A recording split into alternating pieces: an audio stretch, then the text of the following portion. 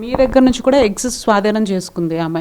ఎన్ని ఎగ్స్ స్వాధీనం చేసుకుంది వాటి గురించి అడిగినప్పుడు ఏం చెప్తూ ఉండేది? అట్ ది సేమ్ టైం అక్కడికి చాలామంది వస్తూ ఉంటారు కాబట్టి మీరంటే ఐవీఎఫ్ కోసం వెళ్ళారు, సరోగసీ గురించి మీ దగ్గర ఏమైనా డిస్కస్ చేయడం జరిగిందా? లేదు, నా సరోగసీ గురించి డిస్కస్ చేయలేదు.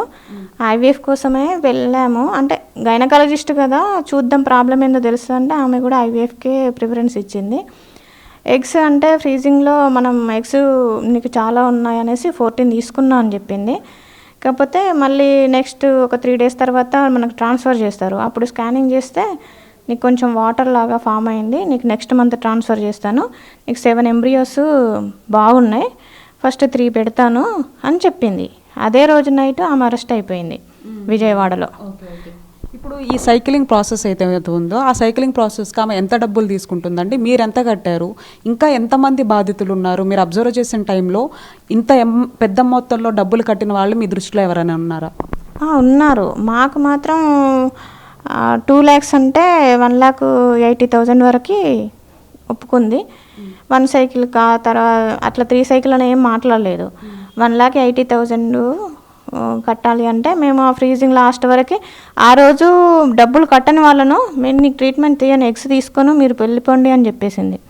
డబ్బులు లేవు అని అన్నా కానీ 1 lakh కట్టినాం కదా, ఇంకా 60,000 తర్వాత కడతాం, 80,000 తర్వాత కడతాం ట్రాన్స్ఫర్ అయ్యాక అంటే లేదు, ట్రాన్స్ఫర్ చేయాలి అంటే కంపల్సరీ డబ్బులు కట్టాలని ఆ రోజు అరెస్ట్ అయ్యే రోజు కూడా మాతో 20,000 కట్టిపించింది.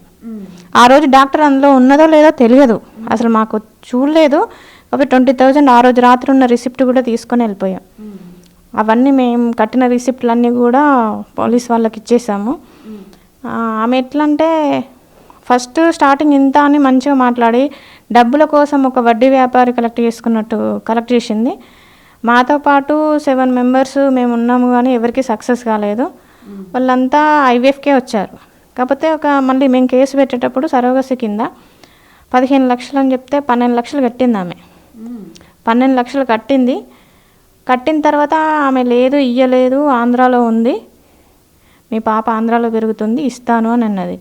ఆమె అరెస్ట్ అయిపోయి 6 నెలల తర్వాత అడిగి ఏమైంది అని అంటే సరే ఎట్లయితేంది, నేను ఒక పాపని ఇస్తాను, నాకు ఇంకా ఇంత అమౌంట్ ఇవ్వండి అనేసి అన్నదంట.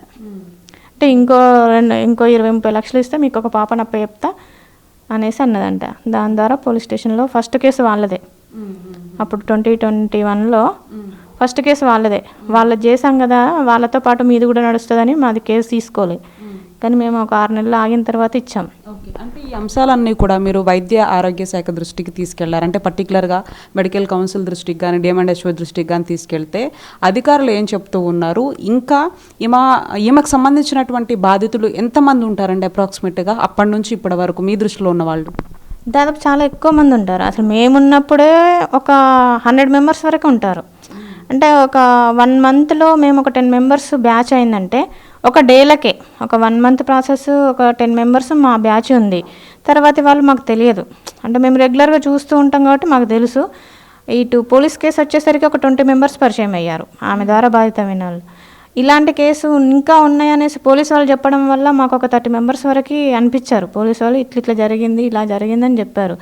కాకపోతే కూకట్పల్లిలో బ్రాంచ్ ఉంది, ఇక్కడ సికింద్రాబాద్లో ఉంది, వేరే వేరే క్యాంపులు పెట్టడం వల్ల ఒక్క క్యాంప్కి ఫ్రీ కన్సల్టెన్సీ అంటే మినిమం 1 day ఒక 50 members వరకైనా వస్తారు, మ్యాక్సిమం వస్తారు చూద్దామని.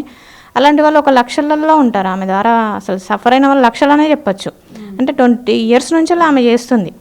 ఒక 1 year 2 years చేస్తే సరే ఒక 100 మంది అని చెప్పచ్చు, కానీ 20-30 years ఎక్స్పీరియన్స్ నాకు అని చెప్తుంది.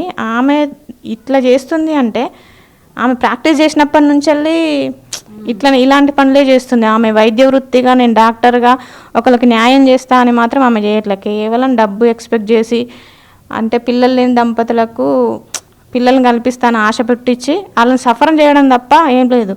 ఓన్లీ డబ్బులు గుంజుకున్నా పర్లేదు, కానీ మొత్తం అసలు సఫర్ అంటే చాలా సఫర్ చేస్తుంది. మనీ పర్పస్గా, హెల్త్ పర్పస్గా, స్కానింగ్ చేయడం అని ఎవరెవరో అసలు సిస్టర్లు కూడా వాళ్ళు భయపడి దాక్కున్నారు. మేమున్నప్పుడు వాళ్ళకి ఇంజెక్షన్ చేయడం రాదు, స్కానింగ్ చేసే వాళ్ళకు స్కానింగ్ చేయడం రాదు. అంటే ఎవరో అంటే సర్టిఫికేట్ లేని వాళ్ళని పెట్టేసి ప్రాక్టీస్గా పెట్టేసి చేస్తున్నారు. ఇప్పుడు మెడికల్ కౌన్సిలింగ్లో చెప్తే ఆమె నడిపించట్లేదమ్మా, ఆమె ఎవరిదో డాక్టర్ సర్టిఫికెట్ ఉన్న మేడంతో నడిపిస్తుంది. మేము ఏం చేస్తామంటే ఆ హాస్పిటల్ మూయించండి అని మేము మొత్తం అన్ని కలెక్ట్ చేసి పట్టుకుపోయినాం, కానీ వాళ్ళు ఏం రెస్పాన్స్ ఇవ్వలేదు. చేస్తామని పంపించారు.